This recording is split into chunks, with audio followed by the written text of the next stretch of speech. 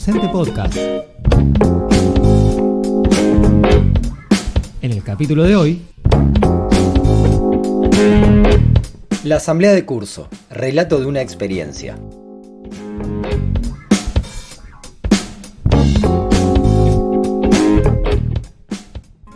La pandemia no salió barata. La vuelta a las aulas nos tiene agitados, de aquí para allá, como bolas sin manija, intentando tapar baches, llenar vacíos, cumplir obligaciones administrativas, y si nos queda algo de tiempo, enseñar. Los cuerpos están cansados, rotos, las cabezas también, y no solo la de nosotros y nosotras las docentes. El relato que compartimos tiene que ver con una experiencia, una enseñanza que podemos pensar como un aprendizaje. ¿Cómo resolvemos un conflicto de convivencia en el aula, de manera colectiva, poniendo un problema común para arribar a soluciones que no sean punitivas y en donde se produzca un cambio de comportamiento que favorezca el trato entre pares? Pavada de objetivo nos proponemos. Si lo logramos, creo que nos podemos dar por satisfechos. Y si no, transitar la experiencia puede enriquecernos y repensar nuestras prácticas para que la próxima salga mejor. La situación se presenta en la escuela pública, en el barrio La Tablada, pleno conurbano matancero. Una escuela con una historia de lucha, conseguida a golpe de toma de edificio por los estudiantes hace unos 10 años, que logró, gracias a ese hecho, generar pertenencia de los docentes que dan clase allí y de la comunidad educativa en su totalidad. ¿Por qué hacer esta pequeña introducción histórica? Porque la escuela, no todos, pero sí un núcleo bastante duro, tiene tradición de resolver los problemas colectivamente. No siempre. En nuestra sociedad individualista, lo más a mano es cortarse solo. Y en ese marco de debate interno, profundo y cotidiano por las formas, se da espacio para pensar alternativas. En el caso que nos convoca, un grupo de 7 estudiantes, todos varones muy amigos entre sí, tienen una forma de relacionarse muy violenta dentro del curso. Sin maldad, sin intención de herir al otro, pero sí con un lenguaje hablado y corporal muy violento, y de una manera en que afecta el trabajo áulico, al punto de que impide la participación del resto del curso. Sus formas, gritos, golpes en los bancos, chistes y risotadas inhiben al conjunto.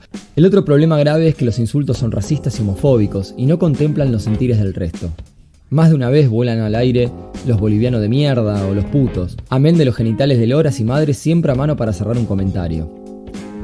Como docentes intervenimos, por acción o por omisión. En nuestro rol adulto, la pregunta es ¿cómo? ¿Se hace oídos sordos? ¿Se interviene de manera vertical, disciplinaria, sin contemplar la palabra del otro? Una acción que puede ser efectista porque quita el problema de cuajo puede ser un cambio de turno, un cambio de curso e incluso la suspensión. El problema es que no resuelve la cuestión de fondo. La comprensión de los motivos y motivaciones, los orígenes y los sentidos, los porqué de determinado comportamiento. ¿Qué nos están diciendo con esa forma de relacionarse? Quizá alguna de esta medida en algún momento sea necesaria. A veces los cambios son positivos, pero no puede ser la primera reacción. La otra manera, la que finalmente se propone, es horizontal, democrática y habilita la palabra, la escucha atenta, la pregunta problematizadora. Una asamblea de curso. Una lógica que rompa con la mirada hacia adelante, nuca contra nuca, a la espera de la sanción de la autoridad y que plantea un encuentro circular en donde los ojos y las miradas se crucen, se bajen, se levanten y digan más que las palabras, que obligue a hacernos cargo. La idea no es original. Horacio Cárdenas y sus Los chicos toman la palabra hizo un inestimable aporte al pensamiento sobre lo que pasa en nuestras aulas en relación a cómo establecer vínculos que no respondan a la lógica del castigo individual, sino a la resolución colectiva de los problemas. En vista de esta situación, se llevó adelante la asamblea con más preguntas que certezas, con más nervios que tranquilidad. No se sabe lo que puede pasar, no se sabe cómo pueden reaccionar ante la confrontación de miradas. Es un salto y una apuesta. ¿Hablarán? ¿Cómo intervenir si no lo hacen? ¿Qué pasa si habla siempre el mismo? ¿Qué pasa si algún estudiante estalla? ¿Qué pasa si no toman la propuesta y la respuesta es más de lo mismo? La idea no es intervenir más allá de lo necesario. La palabra que debía circular era la de ellos. Ustedes saben que el curso no está funcionando bien. Hay compañeros que se sienten incómodos por ciertas formas de relacionarse. Hay algunos que se sienten ofendidos. Ante el planteo, silencio incómodo. No apto para ansiosos. Más silencio. Bueno, profe, ¿qué hacemos mal? Nosotros nos llevamos así desde el jardín. Ya nos conocemos, si a alguien le molesta que lo diga y listo. Primera intervención de R, con aire pendenciero, desafiante. Si te molesta habla, si no, volvamos a lo nuestro. Era todo el sentido de la intervención. Corta. ¿Les parece que está bien la forma en que se relacionan? Pregunta el docente. No molestamos a nadie. R de nuevo. Otro silencio espeso. Aires que se cortan con cuchilla. Un minuto que parece 15. A mí sí me molesta. Chan. Habló C. Muchacho de poca palabra y mecha corta, es el principal blanco de todas las cargadas. Tiene problemas con propios y con ajenos porque no se banca una cuando lo molestan. ¿Qué te molesta? Todo, me acusan. Silencio incómodo. A esta altura, el protagonista principal. Bueno, listo, ya habló él. Si nadie más dice nada es porque a nadie le molesta. Plantea R. Estamos haciendo este quilombo por uno solo, se lee en el comentario. Segunda interpelación. No tanto para volver a la rutina, sino como una reacción molesta de sentirse señalado. Finalmente, alguien sí se siente mal, incómodo y lo dice. Lo pone en palabras delante de todos, se abre, se expone, quiere un cambio de actitud. Nuevo silencio a la espera de alguna reacción. El balance interno, las preguntas sobre cómo seguir se agolpan. Casi que tiene razón, surge la reflexión. Al final, todo lo que me dijeron en la previa, las incomodidades, los enojos, las broncas de cómo se convive, no aparece en el conjunto. ¿Cómo seguir? Si nadie dice nada, a nadie le molesta.